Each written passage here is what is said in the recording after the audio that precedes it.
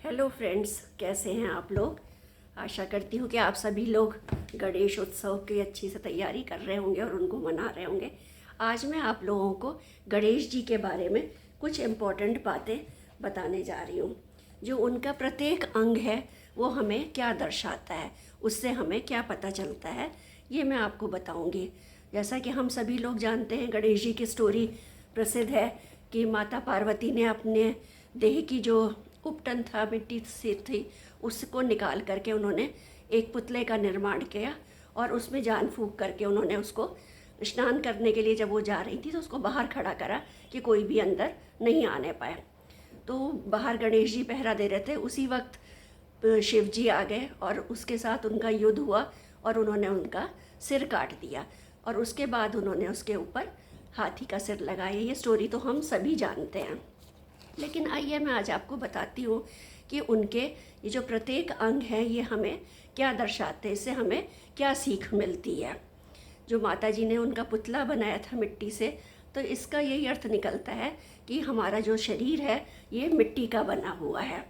और जो गणेश जी का जो उन्होंने जो हाथी का सिर काट करके लगाया, तो उनका वो सिर जो था बड़ा सा सिर था और उसको उन्होंने जो काट दिया, तो वो हमें ये दिखाता है कि हमारा जो अहंकार है उसको उन्होंने नष्ट कर दिया।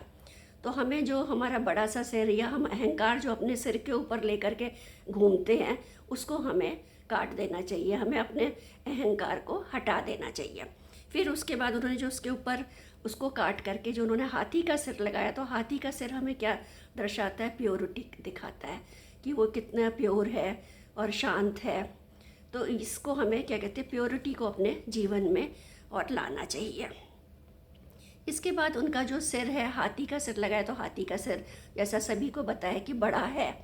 तो वो बड़ा सिर जो है हमें वो क्या दिखाता है, बड़ा सिर हमें ये दिखाता है कि इसके अंदर हमें बहुत विशाल बुद्धि है, इसके अंदर हमारे पास बहुत बुद्धि है। इसके अंदर गणेश जी जैसे सभी लोग जानते हैं कि बुद्धि के देवता हैं, तो इस सिर के अंदर बहुत बुद्धि है।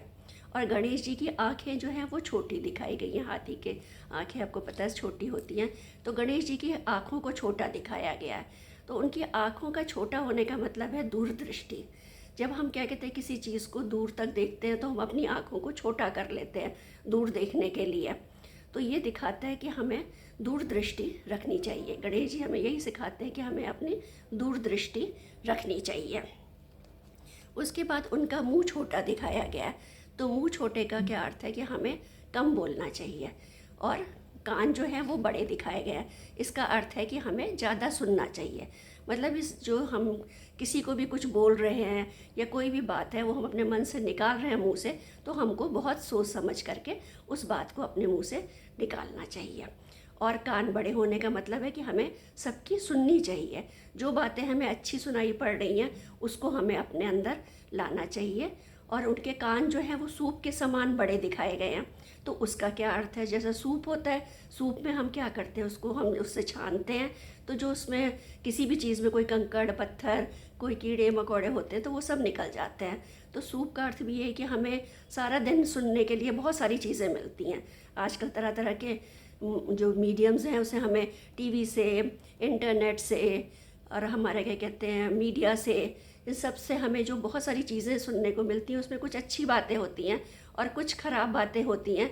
लेकिन हमें सब चीज़ को अपने अंदर नहीं रखना है, उससे हमें अपने सूप की तरीके से छान करके और जो अच्छी बातें हैं हमें वही अपने अंदर लानी है और बुरी बातों को हमें उसमें से निकाल करके अलग कर देना है। उसके बाद उनके क्या कहते हैं वो दांत दिखाए गए हैं, 2 दांत हैं। तो दांतों का क्या अर्थ है, उसमें से एक दांत उनका टूटा हुआ दिखाया गया। तो 2 दांत का अर्थ है कि जो हम पूरे दुनिया में हम भाव करते हैं और हम जानते हैं कि सब डुअल पर्सनैलिटी है, डुअलिटी है।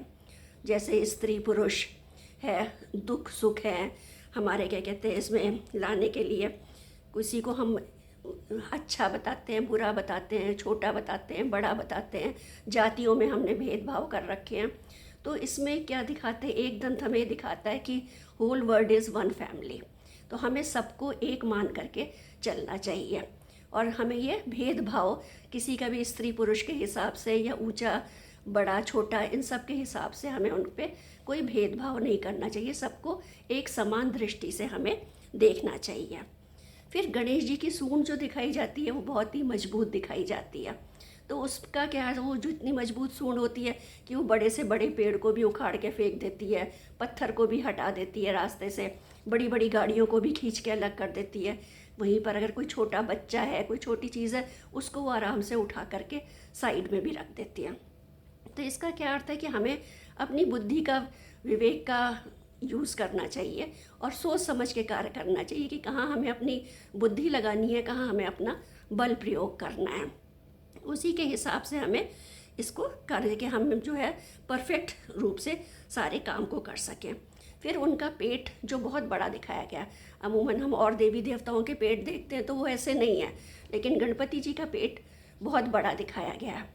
तो उसमें क्या है कि गणपति जी हमारे सभी बातों को अपने पेट के अंदर समा लेते हैं। जो भी वो सुनते हैं, जो भी अच्छी बुरी सब बातें हैं, वो अपने पेट के अंदर उसको समाहित कर लेते हैं।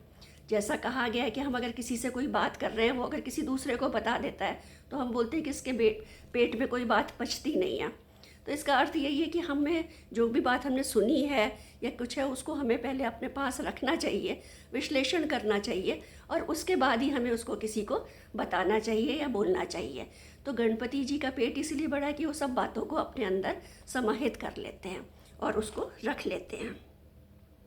तो उसके अंदर मतलब उनके पास पावर ऑफ एक्सेप्टेंस है, वो उसको अपने अंदर सब चीज़ों को समाहित करते हैं। इसी तरीके से गणपति जी की 4 भुजाएं दिखाई गई हैं। उन चारों भुजाओं में अलग अलग तरह की चीज़ें दिखाई गई हैं। वो जो उसमें है 4 चीज़ें, वो किस चीज़ को रिप्रेजेंट करती हैं। जैसे उनके एक हाथ में कुल्हाड़ी दिखाई गई है। कुल्हाड़ी हमें ज्ञान का प्रतीक बताती है और उससे जो बुराई है, जो चीज़ें हमारे लायक अच्छी नहीं है, वो उससे काट दी। जब हमारे अंदर ज्ञान होगा तभी हमें सामर्थ्य आएगा कि हम अच्छी चीज़ों को और बुरी चीज़ों को समझ सकें और बुराई को अपने अंदर से हटा सकें।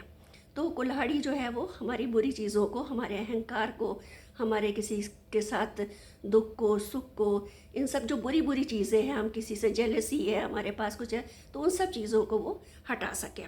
और उनकी दूसरे भुजा में रस्सी है।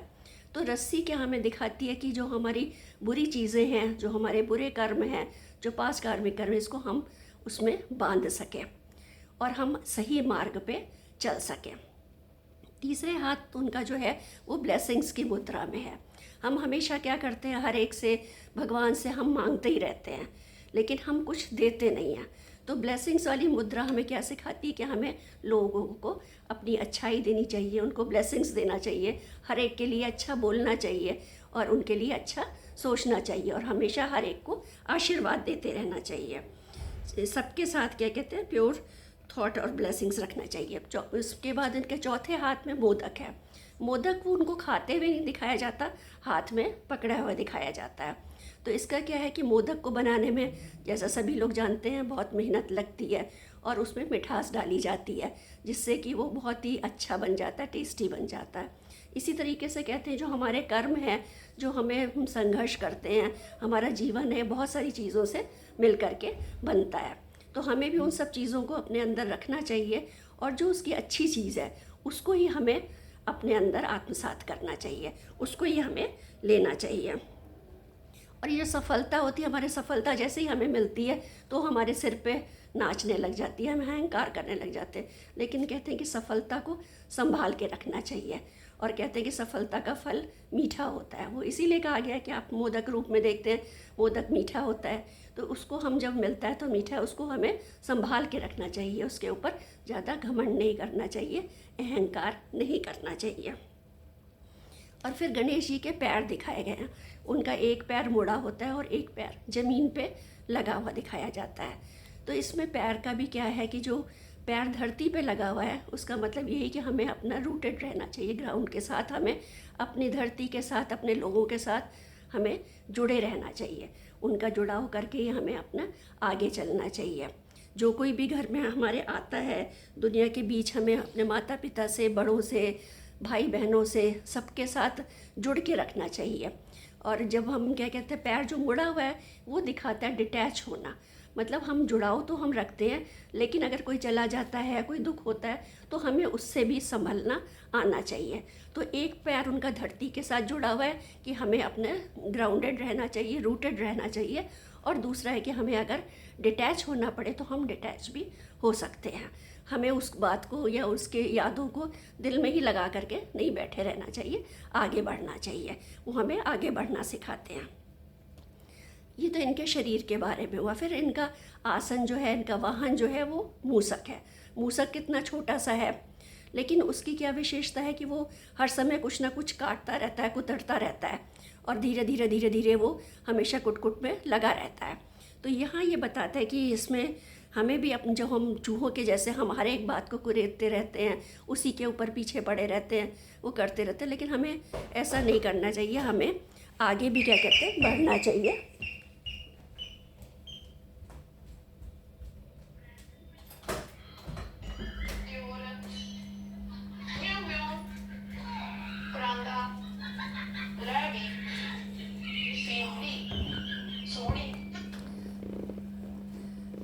तो इसमें इनका जो आसन है, वाहन जो है मूसक है, वो ये दिखाया गया कि वो हर समय अपने छोटी छोटी चीज़ों को कुरेदता रहता है, कुतरता रहता है, लेकिन हमें भी उसके हिसाब से हर समय इन छोटी छोटी बातों के पीछे नहीं लगे रहना चाहिए, उसको कुरेदते नहीं रहना चाहिए, और हमें भी आगे बढ़ना चाहिए, दुनिया में कुछ काम करना चाहिए। देखो, क्योंकि उन्होंने देखो मूषक जो होता है वो गणेश जी के नीचे दबा रहता है, चाहे वो बैठे हो या उनके वाहन के रूप में चल रहा है, तो वो उनके नीचे दबा रहता है। तो इस तरीके से हमें भी अपने अंदर की बुराइयों को और जो हमारे अंदर दिमाग में चलती रहती है उन चीज़ों को दबा करके रखना चाहिए, और इस दुनिया में आगे बढ़ते रहना चाहिए।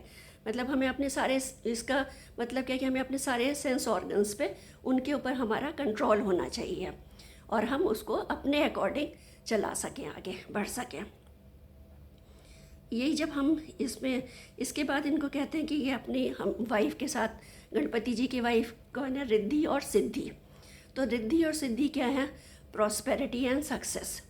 तो प्रॉस्पेरिटी और सक्सेस तभी आती है जब हम अपनी सभी इंद्रियों पे काबू रखते हैं, मेहनत करते हैं, और जैसे हम अहंकार को अपने त्याग देते हैं और मेहनत के साथ हम आगे बढ़ते हैं, दूरदृष्टि रखते हैं, और हम जो अच्छी बातें हैं उनको अंदर लेते हैं, अपने अंदर आत्मसात करते हैं, बुरी बातों को और अहंकार को छोड़ देते हैं, और फिर जो लोगों की बताई हुई बातें हैं उसको हम रखते हैं, और अपने ज्ञान रूपी उससे आप अपने उन लोगों को समझाते हैं, आगे बढ़ते हैं, और अपने ज्ञान का प्रकाश फैलाते हैं।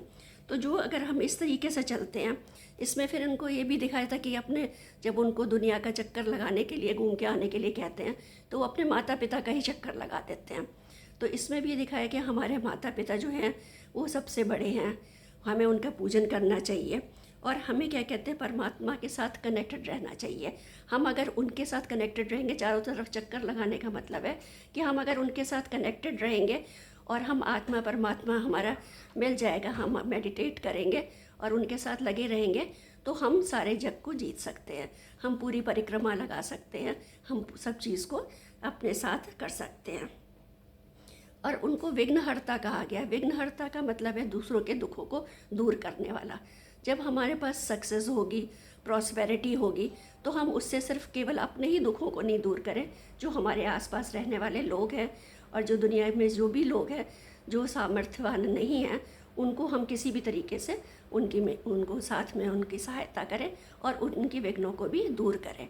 तो विघ्नहर्ता का मतलब है कि आप उनके, तो ये जो सारी चीज़ें गणपति जी की हैं, इनको हमें आत्मसात करना चाहिए। इन 10 दिनों की पूजा में हमें इनको अपने जीवन में लाना चाहिए। वही सच्ची गणेश पूजा है। हम गणपति जी लाते हैं, उनका पूजन करते हैं, विसर्जन कर देते हैं, लेकिन अगर आप इन सब बातों को अपने अंदर आत्मसात करते हैं, तभी वो सच्चे रूप से चलती है। आई होप आपको ये मेरी थोड़ी सी कोशिश जो मुझे पता चली, मैंने सोचा आप लोगों को भी बताऊं, तो इसको आप अगर अपने जीवन में लाएंगे तो आप गणपति जी की सच्ची पूजा कर पाएंगे। जय गणेश।